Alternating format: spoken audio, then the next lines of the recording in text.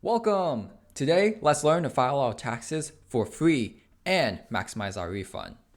So, the deadline to file your taxes is usually April 15th, but this year in 2023, April 15th is on a Saturday, and the following Monday is a holiday, so you actually have until April 18th, 2023 to file your 2022 tax return.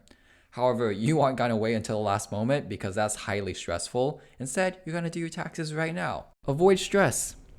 So one way to do that completely for free is cash.app/taxes. So in the description below, you can see this URL, or you can just type it in, and you might recognize the logo here from Cash App, but they have a totally free tax filing way that you can file now. So just file now, and then enter your Cash App number or use your email and start the process of filing your tax return. One limitation of Cash App though is that you can't file for multiple states. So if you work or live in multiple states, you can't use Cash App. Instead, I suggest using freetaxusa.com, which will file your federal return for free. However, each state return is $14.99. So if you have 2 states, that's about $30. They also have a freetaxusa.com/free file 2022 version. So if you make less than $46,000, you can do your state filings for free. So if you qualify for that, then go for it. If you're a veteran, they actually let you have $73,000 in income. And if you look in the description below, there's some discount codes that you can put on the checkout page to get the state filings even cheaper. Moreover, there are 7 states with no income tax at all: Alaska, Florida, Nevada, South Dakota, Texas, Washington, and Wyoming. So if you made income in only those states, then you might not have to even file a state return.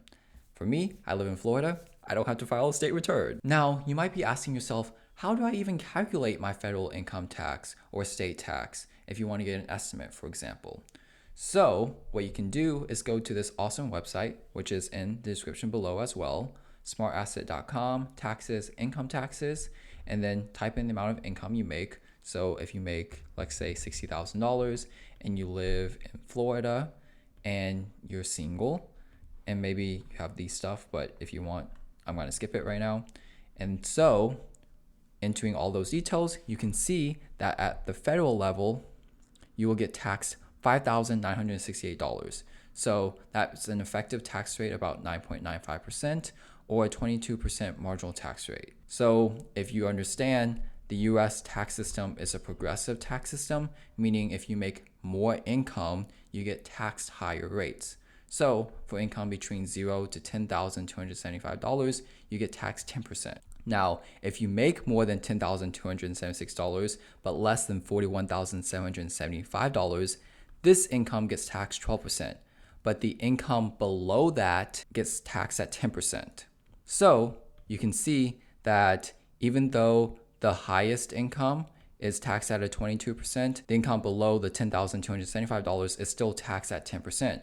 So if you average, the 10, 12, and 22 tax brackets together, you have an effective tax rate of 9.95%. Then there's FICA tax, which is composed of your Social Security and your Medicare tax. And that together is 7.65%. That's another 7.65% that gets taken out of your paycheck. So that way you can get Social Security and Medicare in the future. And then since Florida has no state income tax, the state tax is 0. Local tax is also 0 since there's no city tax. And so adding up these numbers, you'll get $10,558 removed from your paycheck, or that's how much you owe in taxes, meaning the income after taxes is $49,442. So you start with 60, you lose 10.5 because taxes. Just so you know, when you get a refund from your taxes, that means you overpaid during the year and are owed a refund.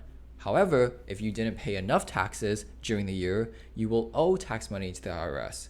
Ideally, you want to be at 0 since that means you didn't overpay or underpay during the year. If you underpaid too much, you can get an underpayment penalty and owe extra fees to the IRS. However, if you pay too much, you're basically loaning out your money to the IRS interest-free rather than investing that in treasury bills, which you can watch a video about there, or any other type of investment that yields you money.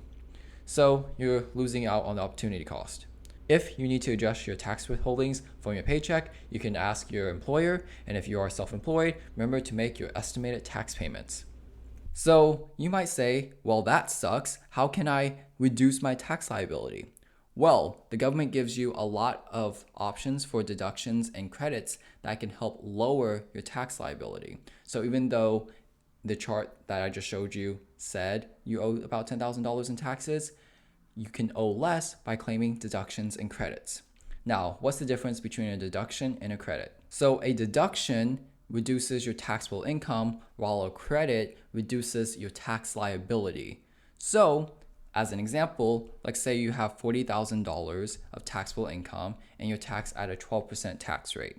So 40,000 times 0.12 equals $4,800 in taxes you owe to the government. However, a $1,000 deduction reduces your taxable income from $40K to $39K. So 39K times 0.12 is $4,680, meaning you save about $120 in taxes. However, if you get a $1,000 credit, you would decrease your tax by $1,000. So instead of paying $4,800, you pay $1,000 less, which is $3,800. So that's $1,000 in savings.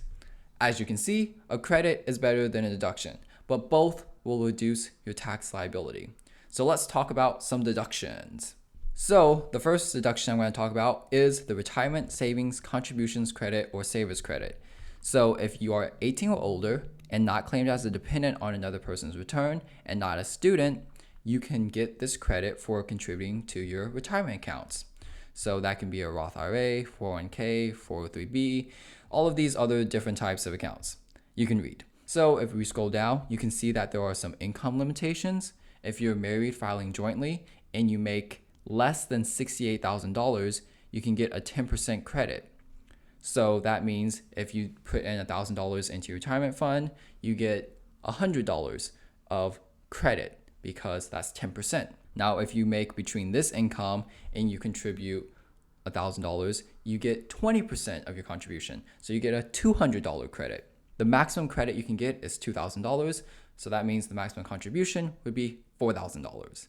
So that's one credit. There's a whole bunch of other credits and deductions available, which the tax softwares that I mentioned will ask you and see if you're eligible for. But this is one of them that I just wanted to tell you in case you wanted to contribute to your retirement fund and get that extra credit if you qualify. If you don't already have a retirement account and you want to open one, there's a link in the description below for Fidelity, which is a good company for retirement accounts. There's also a $50 welcome bonus if you want to deposit $100 and open an account with a starter pack and get a retirement account such as a Roth IRA or a traditional IRA with Fidelity. Not sponsored by them, but free money is free money. Also, if you want to check out this video, it goes over Roth IRA basics. So if you want to learn more about retirement accounts, check it out. Now, if you have foreign income, so income outside of the US, you might want to watch this video that I talked about foreign income and foreign spouses so that you can understand how to do those. And if you want to claim some business deductions or you own your own business, I'm going to make a future video about how to maximize your business deductions, which you can watch whenever I post it here. Also, if you happen to drive for business purposes, you can claim a tax deduction as well. And there is a video on that right here. So this is all for educational purposes. If you need help or specific tax advice, I suggest talking to a tax advisor and doing your own research. So hopefully this helps. All of the links are in the description below. Please comment, like, subscribe, and look out for my new videos.